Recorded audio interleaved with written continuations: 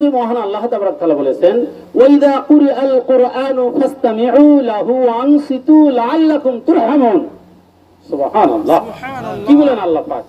ওয়াইদা যখন কুরিআল কুরআন সম্মানিত কালামুল্লাহ শরীফ তিলাওয়াত করা হয়, ফাসতামিউ তোমরা কি করো? শ্রবণ করো। ওয়ানসিতু চুপ থাকো। লাআল্লাকুম তুরহামুন তোমাদের প্রতি কি হবে? শান্তি রহমত নাজিল হবে, ঠিক কিনা?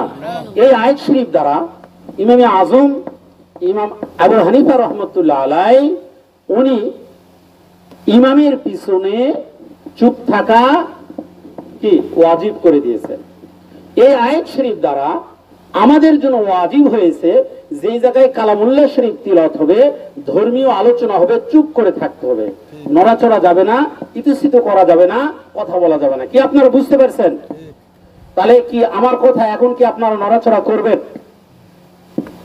এত সুন্দর একটা দামি মাহফিল, রহমতপূর্ণ, বরকতপূর্ণ, সকিনাপূর্ণ মাহফিল, আসমানের নিচে জমিনের উপরে এত দামি মাহফিল আর হইতে পারে না। দুই একটা না, আমার কাছে শত শত দলিল আছে এই মাহফিলটা দামি। যেমন আমার নূর মোহাম্মদ ভাই ইতিপূর্বে আপনাদের কাছে এত সুন্দর একটা ওয়াকিয়া বলেছেন, অত্যন্ত মূল্যবান দামি ওয়াকিয়া বলেছেন যে একজন ব্যক্তি সারা বছরের আমল ভালো ছিল না, শুধু রবিউল আউয়াল শরীফ মাসকে তাজিম তাকরিম সম্মান করার কারণে তাকে আসমান থেকে ঘোষণা করা হলো, ওলি আল্লাহর খেতাব দেওয়া হলো। তাহলে এইটা যদি হয়ে থাকে একজন সাধারণ ব্যক্তির কথা, তাহলে আমরা যারা আল্লাহ পাকের হাবিবের কি খাস আওলাদের মুরিদ, আমরা যারা আল্লাহ পাকের হাবিবের সুন্নতি পোশাক পরে বসে আছি, আমরা মাহফিল মাজলিসে এসে উপস্থিত হয়েছি, তাহলে কি ওই ব্যক্তির চেয়ে আমাদের সম্মান কম? কখনোই না, লক্ষ কোটি গুণ বেশি, ঠিক কিনা? তো এই জন্য আমরা এত সম্মানিত, আমাদের একটু ফজিলত না বললে আপনারা বুঝতে পারবেন, আপনাদের ভালো লাগবে না। আল্লাহ পাকের হাবিব হুজুর পাক সাল্লাল্লাহু আলাইহি ওয়াসাল্লামের সাহাবী, চারজন সাহাবীর যিনি প্রধান, চারজন সাহাবীর যিনি শেষ সাহাবী হযরতে কাররামুল্লাহ ওয়াজহু আলাইহিস সালাম, ওনার থেকে বর্ণিত হাদিস শরীফ কি বলেছেন? মান আযযামা মাউলুদি ওয়া কানা সাবাবাল লিকিরাআতিহি লা ইয়াখরুজু মিনাদ দুনিয়া ইল্লা বিল ঈমানি ওয়া ইয়াদখুলুল জান্নাতা বিগাইরি হিসাব। বলুন সুবহানাল্লাহ। হযরত কাররামুল্লাহ ওয়াজহু আলাইহিস সালাম উনি বলেন, যে ব্যক্তি হাবিবুল্লাহ হুজুর পাক সাল্লাল্লাহু আলাইহি ওয়াসাল্লামের মিলাদ শরীফকে ইজ্জত সম্মান করলো এবং সামান্য কিছু অর্থ ব্যয় করলো, আল্লাহ পাক ওই ব্যক্তিকে দুনিয়া থেকে ঈমানের সাথে কি করবেন? বিদায় নেওয়ার ব্যবস্থা করবেন। সুবহানাল্লাহ। অর্থাৎ এই হাদিস শরীফে তাগিদ দিয়ে বলা হয়েছে লা ইয়াখরুজু মিনাদ দুনিয়া, তাকে বাইর করা হবে না ইল্লা বিল ঈমান, ঈমান ব্যতীত, ওয়া ইয়াদখুলুল জান্নাতা বিগাইরি হিসাব, অবশ্যই তাকে বিনা হিসাবে জান্নাত দাখিল করা হবে। সুবহানাল্লাহ। এটা কিন্তু সহজ কথা নয়, অনেক বড় কথা। আমি চাচ্ছি আপনাদের সামনে একটু দালালিক আলোচনা করার জন্য, দলিল কিতাব থেকে আলোচনা করার জন্য সংক্ষিপ্ত দুইটি আয়াত শরীফ তেলাওয়াত করেছি, কিন্তু আপনাদের অ্যাটিটিউড দেখে আমার একটু কষ্ট হয়েছে। মাহফিল যত সুন্দর হবে, বক্তার আলোচনা তত ভালো হবে, মুসল্লি যত চুপ থাকবে, সুন্দর থাকবে, তত আল্লাহ রহমত বরকত সকিনা নাজিল হবে। এইটা যেমন তেমন কথা নয়। নবীদের নবী রাসূলুল্লাহ হাবিবুল্লাহ সাল্লাল্লাহু আলাইহি ওয়াসাল্লাম উনি আমাদের দেখতেছেন, রহমতের ফেরেশতারা চতুর্দিক থেকে আমাদের বিষ্টন করে বসে আছেন। এই জায়গায় যদি আমরা ইতস্তত করি, রহমতের পরিবর্তে জহমত বর্ষণ হবে। কথা কি বুঝতে পারছি আমরা? রহমতের পরিবর্তে জহমত বর্ষণ হবে। এই জন্য রহমতের মাহফিল মাজলিসে যেইটুকু সময় আপনারা থাকবেন, একটু ইতস্তত করবেন না। যাই হোক, আমি যেই বিষয়টা আপনাদের সামনে বলতে চাচ্ছিলাম, আমাদের কত সম্মান। হযরতে কাররামুল্লাহ ওয়াজহু আলাইহিস সালাম উনি বলেছেন যে লা ইয়াখরুজু মিনাদ দুনিয়া, এর একটা দৃষ্টান্ত আমি বলবো আপনাদের, জ্বলন্ত দৃষ্টান্ত আমার জীবনের ইতিহাস। 2009 সালে আমি দরবার শরীফে গেছি। সাইদুল আয়াত শরীফ মাহফিল শুরু হওয়ার মাসখানেক আগে পোস্টার সবকিছু হয়েছে। আমি 50টা ছোট নিয়েছি, ওই যে লোগোগুলা বিভিন্ন জায়গায় আমরা যেগুলো লাগাই, নিয়েছি। আলিসান শরীফ নিয়েছি, বায়নাত শরীফ নিয়েছি, অনেক কিছু নিয়ে আমি উদ্দেশ্য আমার ছিল কুড়িগ্রামে যাব, কুড়িগ্রাম উলিপুরে যাব। অনেক বড় কথা, শর্টে বলতেছি, ব্যবসার জন্য। সেখানে উলিপুরের সর্বশ্রেষ্ঠ ধনী ব্যক্তি, তার সাথে বড় বড় লেক নিয়ে ব্যবসা করবে, আগে আমার চুক্তি হয়েছে। আমি আলমগীর ভাইয়ের সাথে পরামর্শ করলাম এবং তার ছোট ভাই আমাকে পথগুলো বাতলাই দিল, শামিলির যে গাড়ি চলছে। তো আমি নামাজ পড়লাম, যেহেতু মুসাফির 2 রাকাত ফরজ 3 রাকাত বেতে। বাসে উঠে দেখি যে গান বাজতেছে, আমি তসবিহ নিয়ে জিকির করতে করতে ঘুমায় পড়ছি। আর বাসের সামনের বাম দিকের সিটটা আমার ছিল। অনেক বড় কথা শর্টে বলতেছি, প্রায় 50টা বাস তালাশ করছি, আমি সিট পাই নাই, সব পিছনে মাঝখানে। আর আমার একই ইচ্ছা, আমি অনেক দূরে যাবো, সামনে বসবো। জাজ্জলমান সত্য কথা বলতেছি, মিথ্যা নয়। ওলি আল্লাহদের কারামত মিথ্যা নয়। অনুরোধ, আপনাদের পায়ে ধরে বলি, দিলের কানে কথাটা শোনো। আমরা যে জান্নাতে যাব, আমাদের মর্যাদা কত, আমাদের সম্মান কত, এইটুকু শোনো। হুজুর কিবলার কাছ থেকে বিদায় নিয়েছি, ওনারা বলে দিলেন, সেই মতো অনুযায়ী মামদুদ মুর্শিদ কিবলা সালাম দানের কথা বলেছেন।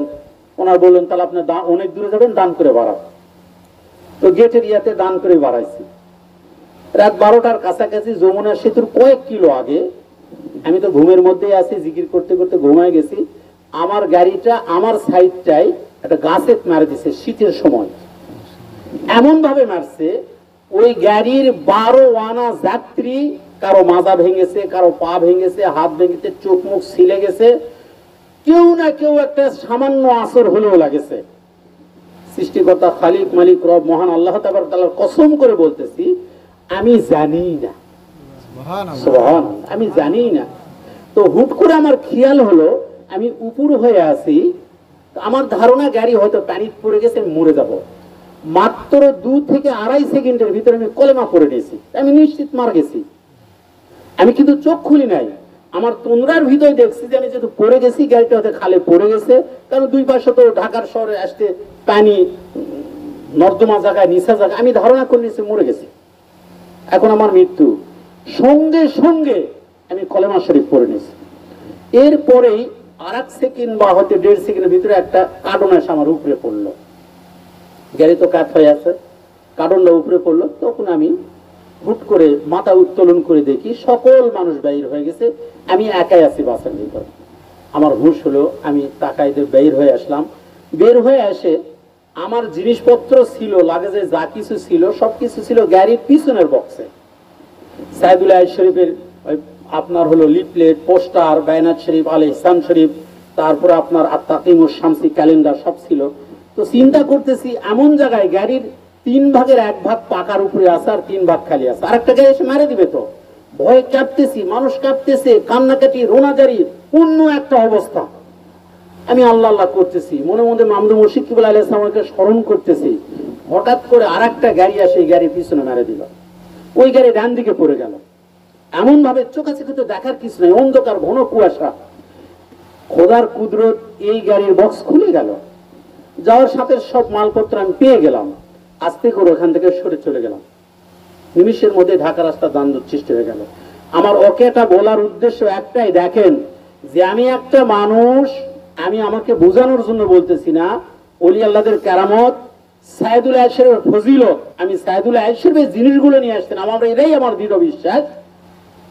এই জন্য আল্লাহ পাক আমাকে এইভাবে বাঁচিয়েছেন যে সেখানে আমার কলমা আমি পড়ে নিয়েছি, সুবহানাল্লাহ, কালেমা শরীফ পড়ে নিয়েছি। তাহলে এইটা যদি অকেয়া হয়ে থাকে, কি আমরা মনে করছি না যে আমার আপনার কলেমা নসিব হবে না? মনে করছি কি এটা? এরকম কি মনে করা যাবে? আখলিস দীনাকা ইয়াকফিকাল আমালুল কলিল, তোমার ঈমানকে খাঁটি করো, অল্প আমলে নাজাতের জন্য যথেষ্ট হবে। আমার ঈমানকে খালিস করতে হবে, নিশ্চিত সাইদুল আইজ শরীফ পালন করলে আমার কলেমা নসিব হবে, হবেই। এটাই তার জ্বলন্ত প্রমাণ, ঠিক কিনা? মিথ্যা বলা যাবে? মিথ্যা বলে ওয়াজ করা প্রয়োজন আছে? আল্লাহ পাকের হাবিব কি বলছেন? মান হাদাসা আন্নী বিহাদিসিন ফাহুয়া আন্নাহু কাযিবুন, কেউ যদি আমার থেকে কোন হাদিস বর্ণনা করার সময় বলে যে এটা মিথ্যা হতে পারে, আল্লাহ পাকের হাবিব বলছেন সে অবশ্যই মিথ্যাবাদী। ঠিক। আরেকটা জিনিস, আমরা তো তরিকায় দাখিল হয়েছি, তরিকায় উঠেছি, আমাদের সর্বপ্রথম কি লাগবে? হিম্মত। কি লাগবে? হিম্মত এবং খুলুসিয়ত। হিম্মত আর কি লাগবে? খুলুসিয়ত। আমরা যদি হিম্মত না করি কোনো কাজে আগাইতে পারবো না, হিম্মত থাকতে হবে। এখন দেখা যাচ্ছে অনেকেই ফতোয়া দিচ্ছে যে ঈদে মিলাদুন নবী সাল্লাল্লাহু আলাইহি ওয়াসাল্লাম বিদআত, ঠিক না? শিরক, হারাম, নিষিদ্ধ, ওই কথায় কান দিলে আমার চলবে? মহান আল্লাহ তাবারক তাআলা সম্মানিত কালামুল্লাহ শরীফ আমাদেরকে দিয়েছেন কত? 114 খানি সূরা, 6666 আয়াত শরীফ, 540টা রুকু। এখান থেকে ছোট্ট দুইটা আয়াত শরীফ আমি আপনাদের সামনে তেলাওয়াত করেছি। অনেক আয়াত শরীফ আমরা জানি, ওইগুলো বলতেছি না। এই দুই আয়াত আপনারা শুনুন আমার কাছে। আল্লাহ পাক কি বলেন? ওয়াম্মা বিনি'মাতি রাব্বিকা ফাহাদিস।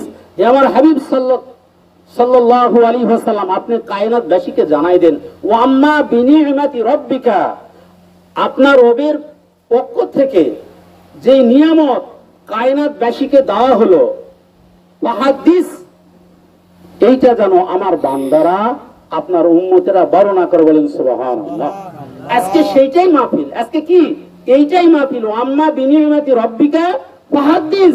আজকে সেইটাই মাহফিল। ঈদে মিলাদুন নবী সাল্লাল্লাহু আলাইহি ওয়াসাল্লাম শুধু ফরজই নয়, ফরজে আইনেরও ফরজ আইন। ঠিক, হাজার হাজার লক্ষ কোটি দলিল আছে আমার কাছে, মওজুদ আছে। মিশকাতুল মাসাবি শরীফ আমার কাছে আরবি ভলিউম কিতাব রয়েছে। মহান আল্লাহ তাবারক তাআলা ওনার হাবিব সাল্লাল্লাহু আলাইহি ওয়াসাল্লাম রওজা মোবারকে 70,000 রহমতের ফেরেশতা সকালবেলা নাযিল হয়। সুবহানাল্লাহ। শামস, সূর্য উদয় হওয়ার সাথে সাথে 70,000 রহমতের ফেরেশতা নাযিল হয়ে ডানা ঝাপটায়। আর কি করে?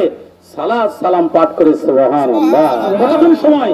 লিগুরুবি শামস ইলা দুনিয়া, দুনিয়ার আকাশ থেকে সূর্য যখন ঢলে পড়ে, গুরুবি শামসি ইলা দুনিয়া, দুনিয়ার আকাশ থেকে সূর্য যখন ঢলে পড়ে, গুরুব মানে ডুবে যাওয়া, তখন এই ফেরেশতাগুলি চলে যায়। আবার নতুন করে সূর্যাস্তর সাথে সাথে 70,000 রহমতের ফেরেশতা আসে নূরে মুজাসসামা হাবিবুল্লাহ হুজুর সাল্লাল্লাহু আলাইহি রওজা মোবারকে। আবার ওনার শান মান ফাজাইল ফজিলতের উপর কি করে? সালাত সালাম পাঠ করে আবার ফজর পর্যন্ত তারা করতেই থাকে। এইভাবে প্রতিদিন। তাহলে কি 24 ঘন্টায় কত? 70 দুগুণে 1,40,000, ঠিক কিনা? রহমতের ফেরেশতারা হাবিবুল্লাহ হুজুর পাক সাল্লাল্লাহু আলাইহি ওয়াসাল্লামের রওজা মোবারক জিয়ারত করতেছেন। তাহলে এটা কি শিরক বিদআত হতে পারে? জি না। হযরত উবাই ইবনে কাব রাদিয়াল্লাহু তাআলা, যিনি কারিউল কুররা, পৃথিবীর জমিনে দ্বিতীয় কোনো ব্যক্তি এত বড় কারি হতে পারবে না। উবাই ইবনে কাব রাদিয়াল্লাহু তাআলা ওনার থেকে বর্ণিত হাদিস শরীফ, এই হাদিস শরীফটা মিশকাতুল মাসাবি শরীফের ভিতরে রয়েছে। উনি আল্লাহ পাকের হাবিবকে জিজ্ঞাসা করলেন, কি বললেন? হে আল্লাহ পাকের হাবিব হুজুর পাক সাল্লাল্লাহু আলাইহি ওয়াসাল্লাম, আল্লাহ পাক তো আপনার সন্তুষ্টি তলব করেছেন, তাহলে আমি আপনাকে খুশি করতে চাই, সন্তুষ্ট করতে চাই। উনি কি বললেন? আন হযরত উবাই ইবনে কাব রাদিয়াল্লাহু তাআলা আনহু ক্বালা কুলতু ইয়া রাসূলুল্লাহ সাল্লাল্লাহু আলাইহি ওয়াসাল্লাম ইন্নী উকসিরু সালাতা আলাইকা ফাকুম, আমি আপনার প্রতি সালাত সালাম পাঠ করতে চাই, আমি কতক্ষণ সময় পড়ব? নবীদের নবী রাসূলুল্লাহ হাবিবুল্লাহ হুজুর পাক সাল্লাল্লাহু আলাইহি ওয়াসাল্লাম বলেন, ক্বালা শিতা, তোমার ইচ্ছা। উনি বললেন, ক্বালা রুবুআ, হে আল্লাহ পাকের হাবিব হুজুর পাক সাল্লাল্লাহু আলাইহি ওয়াসাল্লাম, 24 ঘন্টার সময়কে আমি 4 ভাগ করে নিলাম, আমি 4 ভাগের 1 ভাগ সময় আপনার প্রতি সালাত সালাম পাঠ করব। আল্লাহ পাকের হাবিব কি বলেন? ক্বালা শিতা, তোমার ইচ্ছা, ফাইন জিতা ফাহুয়া খায়রুল লাক, যদি তুমি আরো বেশি করো তোমার জন্য উত্তম হবে। উনি আবার বলেন, ক্বালা নিসফা, হে আল্লাহ পাকের হাবিব হুজুর পাক সাল্লাল্লাহু আলাইহি ওয়াসাল্লাম, এই 24 ঘন্টার সময়কে আমি 2 ভাগ করে নিলাম, 1 ভাগ আপনার সালাত সালামে আমি নিয়োজিত থাকবো, আর আরেক ভাগ সময় আমি অন্য করব। আল্লাহ পাকের হাবিব কি বললেন? ক্বালা শিতা, তোমার ইচ্ছা, ফাইন জিতা, তবে যদি বৃদ্ধি করো ফাহুয়া খায়রুল লাক, তোমার জন্য উত্তম হবে। এরপর উনি কি বলেন? হে আল্লাহ পাকের হাবিব হুজুর পাক সাল্লাল্লাহু আলাইহি ওয়াসাল্লাম, ক্বালা ফাসলুসাইনি, এই 24 ঘন্টার সময়ের 3/18 ঘন্টা সময় আমি আপনার শান মোবারকে সালাত সালাম পাঠ করব। বলুন সুবহানাল্লাহ। উনি কি বললেন? ক্বালা শিতা, তোমার ইচ্ছা, ফাইন জিতা, তবে তুমি যদি বৃদ্ধি করো ফাহুয়া খায়রুল লাক, তোমার জন্য উত্তম হবে। উনি এরপরে কি বললেন? হে আল্লাহ পাকের হাবিব হুজুর পাক সাল্লাল্লাহু আলাইহি ওয়াসাল্লাম, আজআলু লাকা সালাতি কুল্লাহা, 24 ঘন্টা সময় আমি আপনার সালাত সালামে মশগুল থাকবো, দাইম কায়েম থাকবো। আল্লাহ পাকের হাবিব হুজুর পাক সাল্লাল্লাহু আলাইহি ওয়াসাল্লাম বলেন, ক্বালা ইযান তুফা হাম্মুক ওয়া ইউকাফিরু লাকা যামবুক, হে উবাই ইবনে কাব রাদিয়াল্লাহু তাআলা আনহু, তুমি যদি এটা করতে পারো, তোমার সমস্ত জীবনের গুনাহ খাতাগুলো ক্ষমা করা হবে, তোমার সমস্ত নেক মাকসুদ কি করা হবে? পূরণ করা হবে। বলেন সুবহানাল্লাহ। আরেকটা জিনিস, তাফসীরের কিছু নিয়ম সিস্টেম আছে। সম্মানিত কালামুল্লাহ শরীফের তাফসীরের কিছু নিয়ম সিস্টেম আছে, যেখানে আল্লাহ পাকের সম্মান হয় সেখানেই রাসূল সাল্লাল্লাহু আলাইহি ওয়াসাল্লামের সম্মান হয়, যেখানে রাসূল সাল্লাল্লাহু আলাইহি ওয়াসাল্লামের সম্মান হয় সেখানে আল্লাহ পাকের সম্মান হয়। বলেন সুবহানাল্লাহ। আলহামদুলিল্লাহর ভিতরে আপনারা কি বলতে পারেন আল্লাহ রাসূলের প্রশংসা নাই? এইটার ভিতরে আছে, কারণ তাফসীরের নিয়ম হলো যেই জায়গায় আল্লাহর শান হবে সেই জায়গায় রাসূলের শান হবে, যেই জায়গায় রাসূলের শান হবে সেই জায়গায় আল্লাহর শান হবে। সুবহানাল্লাহ। তাহলে আল্লাহ পাক কি বললেন? ওয়াম্মা বিনি'মাতি রাব্বিকা ফাহাদ্দিস। আমার হাবিব সাল্লাল্লাহু আলাইহি ওয়াসাল্লাম আপনি বলুন, আমার বান্দা আপনার উম্মতেরা জানো আপনাকে পাওয়ার কারণে, ওয়াম্মা বিনি'মাতি রাব্বিকা নিয়ামত পাওয়ার কারণে শুকরিয়া আদায় করে। সম্মানিত ভাইরা, এই পৃথিবীর জমিনে আল্লাহ পাকের হাবিব হুজুর পাক সাল্লাল্লাহু আলাইহি ওয়াসাল্লাম বড় কি আর নিয়ামত আছে কি? আপনারা বিশ্বাস করেন বড় নিয়ামত আছে কি? কোশ্চিন কালে নাই। উনি সমস্ত নিয়ামতের যাবে, উনি সমস্ত নিয়ামতের মাকাম। বলেন সুবহানাল্লাহ। এইটা আল্লাহ পাক বলেন মাইয়িতির রাসূল ফাকাদ আতা আল্লাহ ওয়া মান তাওয়াল্লা ফামা আরসালনাকা আলাইহিম হাফিজা। মহান আল্লাহ তাবারক তাআলা বললেন মাইয়িতির রাসূল, হে রাসূল সাল্লাল্লাহু আলাইহি সাল্লাম, আমার বান্দারা যারা আপনার ইতাআত করলো, অনুসরণ করলো, ফাকাদ আতা আল্লাহ, অবশ্যই তারা আমি আল্লাহ পাকের অনুসরণ ইতাআত করলো। সুবহানাল্লাহ। আমার সাল্লাকা আলাইহিম হাফিজা, আর যারা আপনার ইতাআত অনুসরণ করলো না, হে আল্লাহ পাকের হাবিব হুজুর পাক সাল্লাল্লাহু আলাইহি ওয়াসাল্লাম, আমি তাদের হেফাজতের জন্য আপনাকে পাঠাই নাই। বলেন নাউজুবিল্লাহ, নাউজুবিল্লাহ, নাউজুবিল্লাহ। তা আল্লাহ পাক বলে দিয়েছেন যারা আপনার ইজ্জত সম্মান ফাজাইল ফজিলত সম্মান মানবে না, আমি তাদের হেফাজত করার জন্য আপনাকে পাঠাই নাই। সুবহানাল্লাহ। কি আয়াতের ব্যাখ্যা আমরা বুঝতে পারলাম? শোনো ভাইরা, ব্যাখ্যা বুঝতে হবে, ইতুসিত করা এদিক সেদিক করা যাবে না। আরেকটা জিনিস, সূরা নূর থেকে আরেকটা আয়াত শরীফ তিলাওয়াত করেছি, ফি বুয়ুতিন আযিনাল্লাহু আন তুরফা ওয়া ইযকার ফিহা ইসমু ইউসাব্বিহু লাহু ফিহা বিল গুদুবি ওয়াল আসাল। মহান আল্লাহ তাবারক তাআলা বলেন ফি বুয়ুতিন আযিনাল্লাহু আন তুরফা। আমার হাবিব সাল্লাল্লাহু আলাইহি ওয়াসাল্লাম আপনি ঘোষণা করে দেন প্রত্যেকটা বাড়িতে বাড়িতে ফি বুয়ুতিন আযিনাল্লাহ, আমি আল্লাহ পাক এবং আপনার যেন সানা সিফত করে, ফি বুয়ুতিন আযিনাল্লাহু আন তুরফা আন তুরফা ওয়া ইযকার ফিহা ইসমু। এখানে রাসূল সাল্লাল্লাহু আলাইহি ওয়াসাল্লাম সম্পর্কে ইন্ডিকেট করা হয়েছে আপনাকে পাওয়ার কারণে যেন আমার বান্দারা আপনার উম্মতেরা প্রত্যেকটা ঘরে ঘরে বাড়িতে বাড়িতে কি করে ওরা ফাআনা লাকা যিকরক। এই তুরফার ব্যাখ্যাটা এখানে এইভাবেই নিয়ে আসা হয়েছে, প্রত্যেক বাড়িতে বাড়িতে ঘরে ঘরে কতক্ষণ করবে? বিল গুদুবি ওয়াল আসাল, সকাল সন্ধ্যায় আল্লাহ পাকের হাবিব হুজুর পাক সাল্লাল্লাহু আলাইহি ওয়াসাল্লামের শান মান ফাজাইল ফজিলত নিয়ে আলোচনা করবে। সুবহানাল্লাহ। এই জন্য আমরা যে আল্লাহ পাকের হাবিব হুজুর পাক সাল্লাল্লাহু আলাইহি ওয়াসাল্লামের শান মান ফাজাইল ফজিলতের মাহফিল মাজলিসে বসেছি, আমি বলতে পারি যে আমরা যারা বসেছি, আমরা যারা উপস্থিত হয়েছি, আমরা সকলেই নিশ্চিত আমরা যদি এই আকীদার উপরে থাকি, এই বিশ্বাস এই মতের উপরে থাকি, যদি আমাদের কি শ্রুত না হয়, আমাদের আমলের ভিতরে কম বেশি হতে পারে, আমরা নিশ্চিত সকলেই নাজাতি নাজাতি নাজাতি। ঠিক কিনা? বিশ্বাস আছে অন্তরে 100% আমরা নাজাতি। আল্লাহ পাক আমাদেরকে কি করে দিবেন? বিনা হিসেবে জান্নাতুল ফেরদাউসের মেহমানদারি করাবেন। সুবহানাল্লাহ। এই জন্য অবশ্যই আমরা ঈদে মিলাদুন নবী সাল্লাল্লাহু আলাইহি সাল্লাম নিয়ে যত ব্যক্তির চুচিরা কিলোকাল থাক আমরা এগুলো মানব না। চুপ থাকেন, কথা বলবেন না। যত এর চুচিরা কিলোকাল থাক আমরা মানব না। আরেকটা জিনিস, হিম্মত আর ইখলাস। কি বলেছি? হিম্মত আর ইখলাস। এই হিম্মত আর ইখলাসের একটা ওয়াকিয়া বলে আপনাদের বোঝা সহজ হবে। হিম্মত আর ইখলাস এর একটা শর্টে ওয়াকিয়া বলবো, আগে পিছে ছেড়ে দিয়ে মাঝখানে শুধু জিসটা বোঝানোর জন্য। সেইটা হচ্ছে শাম দেশের এক ব্যক্তি, সিরিয়ার এক ব্যক্তি পথ দিয়ে যাচ্ছে, যুবক মানুষ, একটু আলাভোলা। তো কিতাবের মধ্যে আসছে, তো তার চোখের সামনে পড়লো দুইটা শারক মারামারি লাগছে। শারক পাখি, এই যে বড় বড় পাখিগুলা, শারক পাখি মারামারি লাগছে। তো একটা পাখি আর একটা পাখিকে মানে গর্তের ভিতরে, ছোট একটা খালের মতো গর্তের ভিতরে ফেলাই দিয়ে পা দিয়ে মাটি টানে দিচ্ছে, তাকে দাফন করে দিবে। এটা দেখে তার মৃত্যুর কথা স্মরণ হয়ে গেল। কি হলো? মৃত্যুর কথা স্মরণ হলো। মৃত্যুর কথা স্মরণ হয়ে সঙ্গে সঙ্গে তার আল্লাহ পাকের জিকির স্মরণ হয়ে গেল যে আমাকে তো মরতে হবে, এই কবরে যেতে হবে, একটা পাখি আর একটা পাখি তাকে কবরে বসায় দিচ্ছে, আমার উপরে তো মাটি দেবে। স্মরণ হয়ে গেল, চিন্তা করলে কোথায় পাবো, কোথায় যাব। তো এখন যে এরকমভাবে মানে পীর তরিকের উপরে, বায়াতের উপরে মানুষকে কটাক্ষ করে, বায়াত হওয়া যাবে না, বাবা মায়ের বড় পীর, এই কথাগুলো সেই যুগে কিন্তু ছিল না। সকলের মুখে মুখে একই একটা বিষয় ছিল যে বায়াত হতে হবে, এবং প্রত্যেকটা মানুষ সেই সময় বায়াতই ছিল, কোনো না কোনো তরিকতের হাতে হাত তার ছিল। এই বিষয়টা নিয়ে উনি চিন্তা করলেন এবং উনি ওনার জীবনটাকে নিয়ে হাহুতাশ করা শুরু করে দিলেন, আল্লাহ পাকের জিকির শুরু করে দিলেন। খুঁজতে খুঁজতে যেমন আমাদের বিভিন্ন জায়গা থাকে, তাই বড় একটা নদী, নদীর উপরে ব্রিজ আছে, তার নিচে কিছু সেই সময় মানুষ বাণিজ্য কাফেলা করতে আসে, এমন জায়গায় উপস্থিত হলো। সেখানে যায় দেখে আল্লাহ পাকের একজন বিশেষ শ্রেণীর মজ্জুব বান্দা আল্লাহ পাকের জিকির করতেছে, তার চোখ থেকে পানি পড়তেছে। উনি মনে করলেন এই জায়গায় যদি আমি দাঁড়াই আমার কোনো ব্যবস্থা হয়ে যাবে। উনি ওই জায়গায় দাঁড়ালেন, দীর্ঘ সময় দাঁড়ায় আছেন, হুজুরের সাথে কথা বলবেন, আল্লাহ পাকের জিকির উনি শুরু করবেন, নাজাতের পথ নিবেন।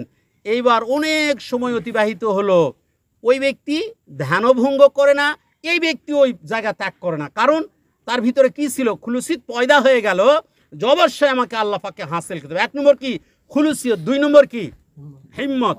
খুলুসিয়ত হয়ে গেল, উনি হিম্মত ও মনের সাথে এটা করে নিলেন। এরপরে আল্লাহ পাকের ওলি কুদরতিভাবে তার কি চক্ষু খুলে গেল, দেখতেছে একজন ব্যক্তি। ওই ব্যক্তি দেখলেন আমার দিকে চেয়েছে, তাকে সালাম দিয়ে হাত ধরে বলছে, হুজুর আপনি আমাকে বায়াত করান, আল্লাহ পাককে আমাকে চিনায় দেন।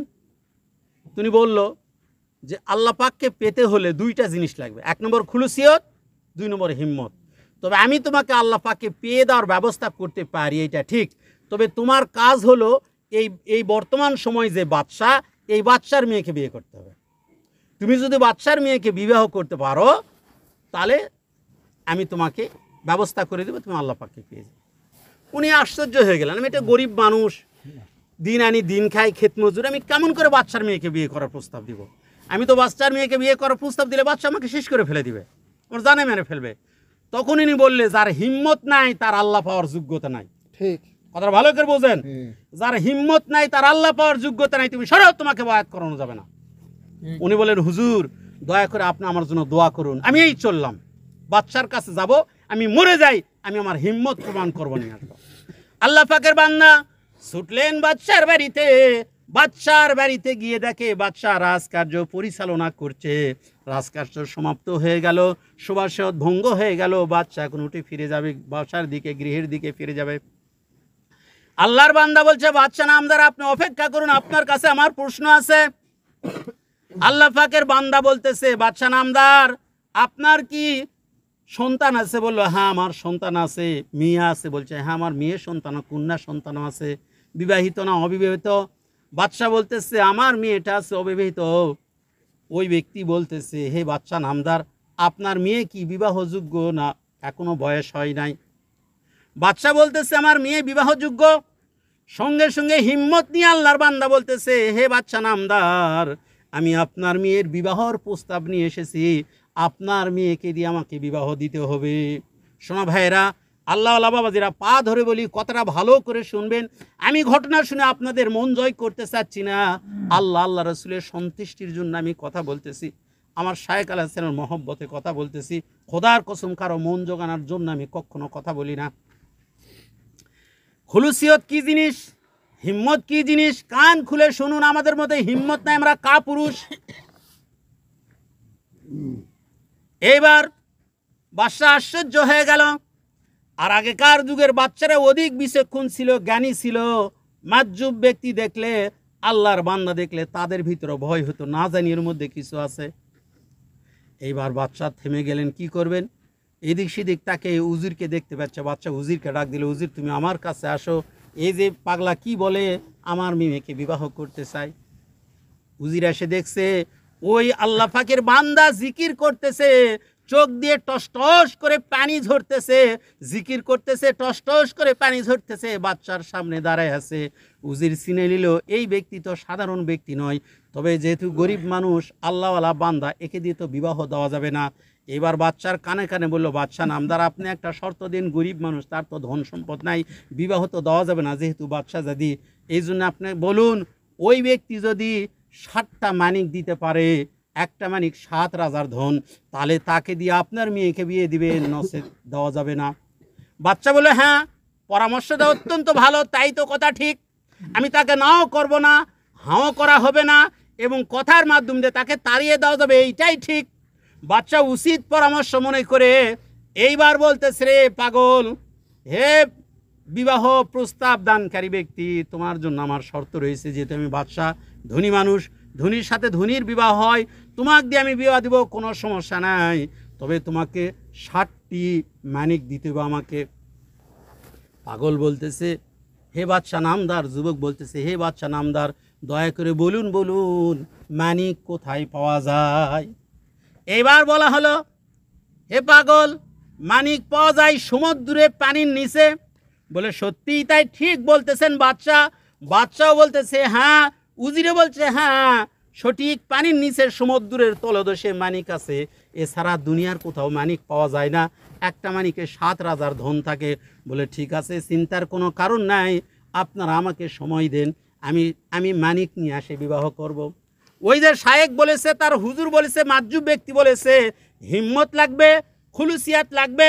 এই বান্দার ভিতরে হিম্মত পয়দা হয়ে গেছে, খুলুসিয়াত পয়দা হয়ে গেছে। এইবার সমুদ্রের কিনারে যায়, এইবার কি করতেছে, এক হাতে পানি সিঁচা শুরু করতেছে, আল্লাহর জিকির করার পানি সিঁচে, আল্লাহ আল্লাহ জিকির করার পানি সিঁচে। এই যে অলি আল্লাহর আমাদেরকে জিকির দিয়ে থাকেন, আমি মামদু মুর্শিদ কিবলা সালাম কাউল শরীফ প্রায় শুনে থাকি, যেই ব্যক্তির ভিতরে জিকির নাই, শত চেষ্টা করলে তার ভিতরেও খুলুসিয়াত আসবে না। জিকির করে পানি সিঁচে আল্লাহ পাকের রহমতের দরিয়ায় জোশ মারে গেছে, দীর্ঘদিন হয়ে গেল। আল্লাহর বান্দার অন্তরের ভিতরে আল্লাহ পাকের কি জিকির চলতেছে, পানি সিঁচতেছে, হিম্মত করেছে সমুদ্র শুকায়ে, পানি সিঁচে সমুদ্র শুকাই দিয়ে সেখান থেকে মানিক নিয়ে বাদশাহজাদিকে বিবাহ করবে। আচ্ছা, এটা কি সম্ভব? কি ভাই সম্ভব? আর কথা বলেন না কেন? কষ্ট হচ্ছে আপনাদের? অল্প সময়, নির্দিষ্ট সময় যা দিছে তারই মধ্যে শেষ করব। এইবার মানিক নিবে, কয়েকদিন হয়ে গেল, দুনিয়ার ব্যাপারে কোনো সন্তান যদি পিতা মাতার সাথে আড়ি ধরে, আমরা বাদ ধরা বলি। এরপরে বাদ অনুবাদ বিভিন্ন ভাষায় কথাগুলা বলা হয়ে থাকে, জেদ ধরলে যতই কষ্ট, বাবা মা সন্তানকে জিনিস দেয় কিনা, দেয়। মোটর সাইকেল নিস না, বা তুই অ্যাক্সিডেন্ট করবো, একটাই আমার সন্তান, দয়া করে তুই মোটর সাইকেল নিস না। ওই ছেলে বলছে, বাবারে মোটর সাইকেল যদি না দাও তাহলে আমি এসএসসি পরীক্ষা দিব না। মায়ের কাছে বলতেছে, মোটর সাইকেল না দিলে এসএসসি পরীক্ষা দিব না। বোনের কাছে বলতেছে, মোটর সাইকেল না দিলে এসএসসি পরীক্ষা দিব না। দুলা ভাইকে বলতেছে, মোটর সাইকেল না দিলে এসএসসি পরীক্ষা দিব না। বাপ চিন্তা করছে, আমার একটাই ছেলে আমি জজ ব্যারিস্টার বানাবো, একটাই ছেলে আমি উচ্চ শিক্ষিত বানাবো, আমার ছেলে যদি পরীক্ষা না দেয় তাহলে তো হবে না, ঠিক কিনা? ছেলে মকে বুঝে লিছে, এবার মোটর সাইকেল দিয়েছে, তাই না? আল্লাহর বান্দা আল্লাহর কাছে খুলুসিয়াতের সাথে হিম্মত করে আল্লাহর নাম জিকির করতেছে, পানি সিঁচতেছে। সিরিয়ার পাগল এবার আল্লাহ পাক এলহাম করলেন, এলকা করলেন, শাম দেশের একজন বিশেষ মাজ্জুব ব্যক্তি ওলি আল্লাহকে বললেন, হে আমার বন্ধু আরিফ বিল্লাহ, ওই যে দেখো পাগল সমুদ্র শুকাইতে চায়, আমার সমুদ্র তো কোশ্চিন কালেও শুকানো সম্ভব নয়, আমার কুদরতের পানি সেখানে বিরাজ করতেছে, তুমি যাও যাও, তার কিছু মানিকের দরকার, তাকে মানিক দিয়ে আসো। এবার আল্লাহ পাকের বান্দা চলে আসলে এখানে আসে, ওই মাজ্জুব ওই যুবক পাগলের কাছে বসে গেলে বলল, ভাই তুমি কি করতেছ? বলে, আমি এই সমুদ্র শুকাইব। কি করবে তুমি সমুদ্র শুকায়ে? বলছে, আমি সমুদ্রের পানি নিয়ে আমি পানি শুকায়ে সমুদ্রের ভিতর থেকে মানিক তুলে বাদশাহজাদিকে বিবাহ করব। এবার আল্লাহর ওলি হাসতে হাসতে বলছে, রে বোকা, এই সমুদ্র কি হাত দিয়ে পানি তুলে শুকানো যাবে? কলকবজা দিয়ে শুকানো যাবে? আল্লাহ পাকের কুদরতের পানি 3 ভাগ জল 1 ভাগ স্থল, এইটা তো শুকানো সম্ভব নয়। উনি বাম হাতে ধাক্কা মারে বলছে, যাও যাও, তোমার মতো কাপুরুষ দরবেশের আমার দরকার নাই, যার হিম্মত নাই, তার খুলিয়েছেত নাই, তার কোনো কাম নাই। দেখছেন অন্তরটা কি পয়দা হয়ে গেছে? ওলি আল্লাহ বলতে থাক, চল যাও তুমি, সরা, গেট আউট, চল যাও, তোমার ভিতরে কি আছে মিয়া? খুলিয়েছেত পয়দা করো, হিম্মত করো, আল্লাহ দিবেই। সুবহানাল্লাহ, সুবহানাল্লাহ। খুলুসিয়াত পয়দা করে নিয়েছেন। এইবার ওই আল্লাহর বান্দা হাসে, মুস্কি মুস্কি হাসে আর বলে, ভাই রে শোনো শোনো, তুমি রাগ করো না, যদি বিনে কষ্ট আমি তোমাকে কিছু দিতে পারি। বলতে সম্ভব নয়। বাদশা বলেছে সমুদ্রের তলদেশে থাকে সেই মানিক, সেইটা আমাকে নিতে হবে। এইবার বলছে তুমি তোমার গামছাটা বিছাও। এইবার উনি ওনার গামছাটা বিছে দিল। মাজুব পাগল গামছাটা বিছানোর সাথে সাথে 1 নয় 2 নয় 40টি মানিক আল্লাহ পাকের কুদরত থেকে ওই মাজুব পাগলকে দেওয়া হয়ে গেল। এবার পাগল গামছাই করে সব বান্দেলে বলছে তোমার আমার দরকার নাই, আমি বিবাহ করতে যাব, আমি আল্লাহকে পাবো। আমার শায়েখ আমাকে বলেছে খুলুসিয়াত অর্জন করতে হবে, হিম্মত করতে হবে। আমি খুলুসিয়াত অর্জন করব, হিম্মত ভিতরে নিয়ে আসবো, আমি বাদশাহ জাদিকে বিবাহ করব। বিবাহের কাবিল নামা নিয়ে আমার শায়েখের কাছে আমাকে যেতে হবে। এইবার আল্লাহ পাকের বান্দা ওইটা নিয়ে আর তার দিকেও যে দিল তার দিকেও আর তাকাচ্ছে না। মানুষ যখন সম্পদ পায় তখন কি আর ডানে বামে দেখে? যখন সম্পদ থাকে না তখন দেখে। কি কথা ঠিক কি না? দেখে নাকি? এটাই নিয়ম। এইবার নিয়ে চলে গেছে বাচ্চার সামনে। বাচ্চায় তাকায় দেখে হতবাক হয়ে গেল। পাগল তো প্রায় 40 দিন যাবৎ ছিল না, আমার মাথা ঠান্ডা ছিল। আজকে পাগল আসছে, গামছাই যেন কি যেন দেখা যাচ্ছে ঘাড়ে বেঁধে নিয়ে আসছে। এই পাগল তো আবার জ্বালানা শুরু করলো। কি করা যায়? উজিরকে ডাকছে, উজির আসো, পাগল তো চলে আসছে, কিভাবে তুমি কি করবে? পাগলকে থামাও। এবার পাগল বলতেছে, হে উজির, হে বাদশা নামদার, তোমরা আমার কাছে যা চেয়েছিলে আমি তা নিয়ে এসেছি, তাড়াতাড়ি করে তোমার মেয়ে দিয়ে আমার বিবাহের ব্যবস্থা করো। এবার উজির গামছা খুলে গুনতে থাকে। 1 নয় 2 নয় 40টা মানিক গামছার ভিতরে রয়েছে। সুবহানাল্লাহ। উজির আশ্চর্য হয়ে গেল। আজা বলতেছে, পাগল তুমি অপেক্ষা করো, যেহেতু আমার মেয়ে অনুমতি নিতে হবে, আমি মেয়ের কাছ থেকে অনুমতি নিয়ে আসি। এবার মেয়ের কাছে যাই, অনুমতি চাইলো, বললো মা রে, এরকম একটা পাগলের সাথে কথা দিয়েছিলাম, 60টা মানিক দিতে পারলে তোমাকে দিয়ে আমি বিবাহ দিব। এই পাগলামি দেখে আমি বলেছিলাম রে মা, সেই পাগল তো 40টা মানিক নিয়ে আসে মা, আমি তো তোমার জীবন নষ্ট করতে পারি না। কি পিতামাতা পারে কি নষ্ট করতে? মেয়ে বলতেছে, বাবা রে, সেই পাগল কেমন? বাদশা বলতেছে, পাগল তো দিনদার আল্লাহওয়ালা, সব সময় আল্লাহর জিকির করে, তার চোখ থেকে টস টস করে পানি বয়ে পড়ে। বলছে, বাবা এইটা সাধারণ পাগল নয়, তবে আমার একটা শর্ত আছে, পাগলকে বলো ওই পাগল যদি জান্নাতে যায় আল্লাহকে হাসিল করতে পারে, পাগল কি আমাকে জান্নাতে যাওয়ার আল্লাহ হাসিল করার ব্যবস্থা করে দিবে। পাগল যদি এইটা ব্যবস্থা করে দেয় তাহলে আমি পাগলের সাথে বিবাহ বসবো। এইবার বাদশা এসে বলতেছে, পাগল তোমাকে দিয়ে আমি যার সাথে বিবাহ দিব সেইটা শর্ত দিয়েছে, এইটা আমার শর্ত নয়, তুমি পূরণ করবে কি না? পাগল বলতেছে, আল্লাহ পাক যদি আমাকে কবুল করে আমি আমার স্ত্রীকে আমি সেইটাই ব্যবস্থা করে দিব। সুবহানাল্লাহ। বিবাহ হয়ে গেল। পাগলা কাবিল নামালিয়ে বলছে, বাদশাহ তোমার সব কিছু পড়ে থাকলো, তোমার সব মেয়ে পড়ে থাকলো, তোমার মেয়ের দরকার নাই, আমার বইয়ের দরকার নাই, কারো দরকার নাই, আমার আল্লাহ হাসিলের দরকার। কাবিল নামালিয়ে ছুটতেছে ওই ওলি আল্লাহর কাছে। এবার ওলি আল্লাহকে যাই বলতেছে, এ আমার শায়েখ, এই যে আমি কাবিল নামা নিয়ে আসছি, আপনি বলেছেন হিম্মতে আল্লাহকে পাওয়া যাবে, খুলুসিয়াত লাগবে, আমি নিয়ে এসেছি। সঙ্গে সঙ্গে ওলি আল্লাহ দেখে আশ্চর্য হয়ে গেলেন, তাকে ফয়েজ তাওয়াজ্জু দিয়ে সরাসরি আল্লাহ পাকের সঙ্গে জিয়ারত করাই দিলেন। বলেন সুবহানাল্লাহ। আমার ওকে এটা বলার একটাই হচ্ছে, আমাদের মধ্যে হিম্মত লাগবে, আর একটা কি লাগবে? খুলুসিয়াত লাগবে। এই জন্য আমরা হিম্মত আর খুলুসিয়াত পয়দা করব। এটা কোথায় পয়দা করা যাবে হিম্মত আর খুলুসিয়াত? ঢাকা রাজারবাগের মামদু মুর্শিদ কিবলা আলাইহিস সালাম, ওনার কদমে যে যদি আমরা বায়াত হই, ওনার আদেশ নিষেধগুলো যদি আমরা হাকিকিভাবে পালন করি, তাহলে এই খুলুসিয়াত পয়দা হবে। নচেত খুলুসিয়াত পয়দা করা যাবে না, হিম্মতও ভিতরে আসবে না। এই হিম্মতের সময় কত? তাহলে এই খুলুসিয়াত পয়দা করতে গেলে কোথায় যেতে হবে? সবাই বলি, কোথায় যেতে হবে? ঢাকা রাজারবাগের মামদু মুর্শিদ কিবলা আলাইহিস সালাম, যার মহব্বতে আমরা এতক্ষণ বসে আছি। আমরা হাবিবুল্লাহ হুজুর সাল্লাম কেমন করে চিনলাম, ওনার সম্মান ফাজাইল ফজিল কেমন করে জানলাম, ঢাকা রাজারবাগে মামদু মুর্শিদ কিবলা আলাইহিস সালাম ওনার মাধ্যম দিয়ে জানেছে, ঠিক কিনা? ওনার, তাহলে ওনাকে চিনতে হবে না? আমি নিয়ামত খাচ্ছি, সেই নিয়ামতের বিষয়টা আমাকে ভাবতে হবে না? এই সাহেবে নিয়ামত, উনি সমস্ত নিয়ামতগুলো আমাদেরকে এইভাবে উনি দিচ্ছেন, বন্টন করতেছেন। উনি আওলাদ রাসূল হাবিবুল্লাহ হুজুর পাক সাল্লাল্লাহু আলাইহি ওয়াসাল্লামের বংশধর। কার বংশধর? হাবিবুল্লাহ হুজুর সালাম ওনার বংশধর। আমাকে 9টার থেকে 9:30টার ভিতরে শেষ করে বলতে, আমি তারও আগে শেষকে দিব যদি গরম চলতেছে। ওনার বিষয়টা একটা বলি, আমি একটা হাদিস শরীফ প্রায় অনেক দিন আগে থেকে বলি, আমার প্রতিদিন প্রতি ঘন্টায় ঘন্টায় মিনিটে মিনিটে সপ্তাহে সপ্তাহে মনে হয় এই হাদিস শরীফটা আমার জিকির জানা হয়ে গেছে। মুজাদ্দিদ আলফি সানি রহমতুল্লাহ আলাইহি ওনার মামদুজির কাউল শরীফ শুনেছি। ওনার পিতার নাম হচ্ছে শায়েখ আব্দুল আহাদ রহমতুল্লাহ আলাইহ। ওনার যখন বেসাল শরীফের সময় হয়, উনি মুজাদ্দিদ আলফে সানি রহমতুল্লাহকে বলেছিলেন যে বৎস, আমার অন্তরে আমি আহলে বাইতের মহব্বত পোষণ করতেছি। সুবহানাল্লাহ। কোন সময়? মৃত্যুর সময়। কার মহব্বত? আহলে বাইতের মহব্বত পোষণ করতেছে। মুজাদ্দিদ আলফে সানি রহমতুল্লাহ পরবর্তী জীবনে আসে, উনি যখন বুঝতে পারেন, তখন উনি বুঝলেন যে সত্যি একটা মানুষের বাঁচার যাবতীয় যা মূল মন্ত্র আহলু বাইতিন লা ইউকাসু বিনা আহাদিন। আল্লাহ পাকের হাবিব বলছেন, নাহনু আহলু বাইতিন, আমার যারা বংশধর এর আহলে বাইত, লা ইউকাসু বিনা আহাদিন, পৃথিবীর জমিনে এদের সাথে কারো তুলনা করা যাবে না। সুবহানাল্লাহ। এখন ওনাকে বলে থাকে হযরতে সিদ্দিক আকবর রাদিয়াল্লাহু তাআলা আনহু, উনি প্রধান সাহাবী, প্রথম সাহাবী, ওনার মর্যাদা মর্তবা হইতে কি আওলাদ রাসূলের চেয়ে বড়। সোনা ভাইয়েরা, একটু বোঝার চেষ্টা করি। নতুন শুনতেছি তো অন্তরে কষ্ট হতে পারে, যেহেতু না বোঝার কারণে।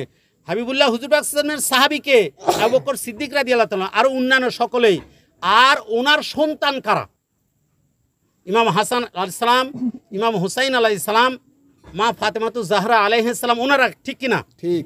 আচ্ছা, সন্তান আর দলের লোক কি সমান হবে? কখনোই না। ভালো করে বোঝেন। আচ্ছা, তারেক জিয়া আর খালেদা জিয়া, এখন এইগুলো বলা লাগবে, ওই পিরিয়ডটা চলে গেছে।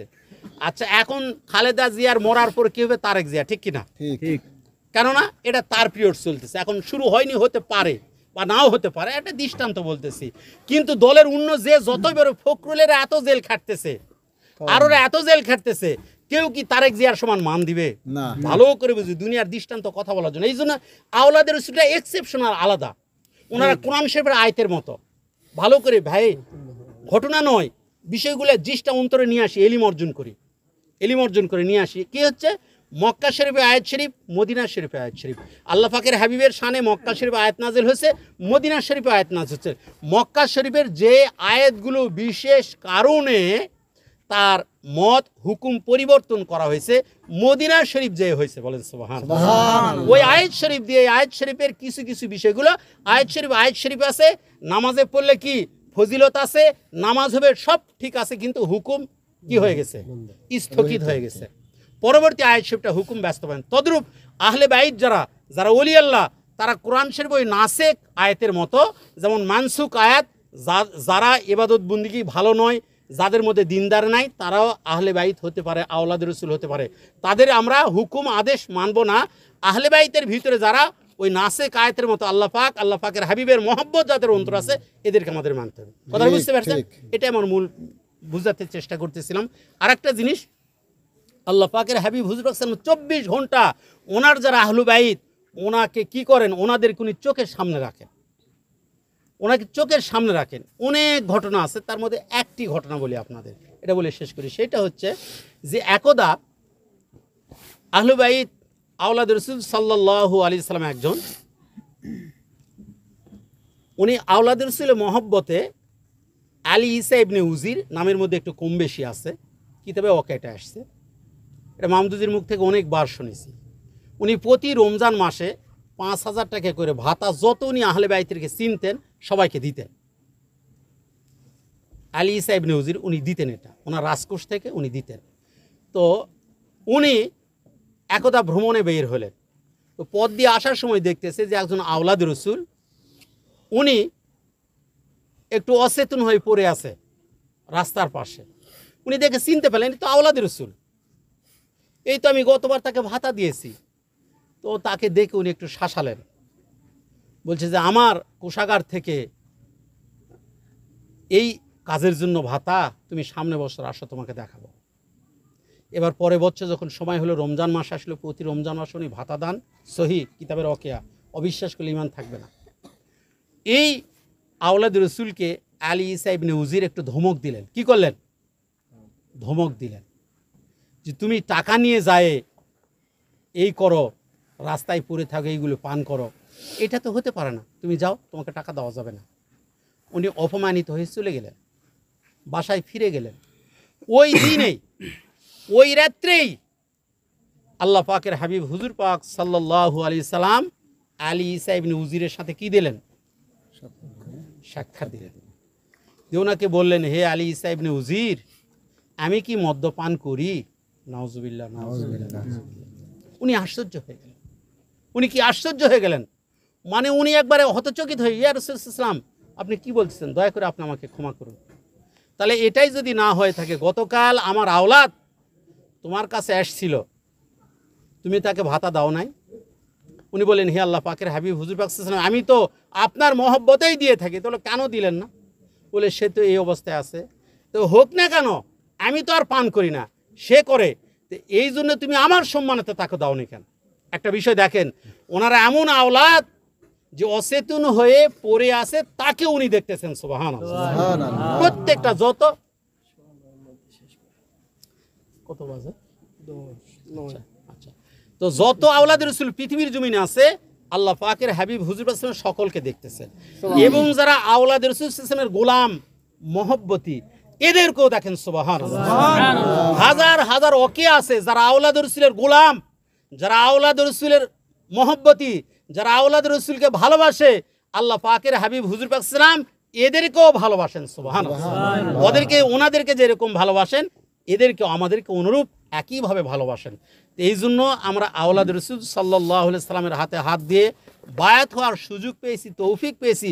পৃথিবীর জমিনে এর চেয়ে বড় কিছু পাওয়া নয়। সাতবক আসমান জমিনে একজন ব্যক্তির হাতের মুঠোয় আলে জানা হতো, আওলাদ রাসূলকে পাওয়ার কারণে তার চেয়ে বড় হয়েছে। সুবহানাল্লাহ।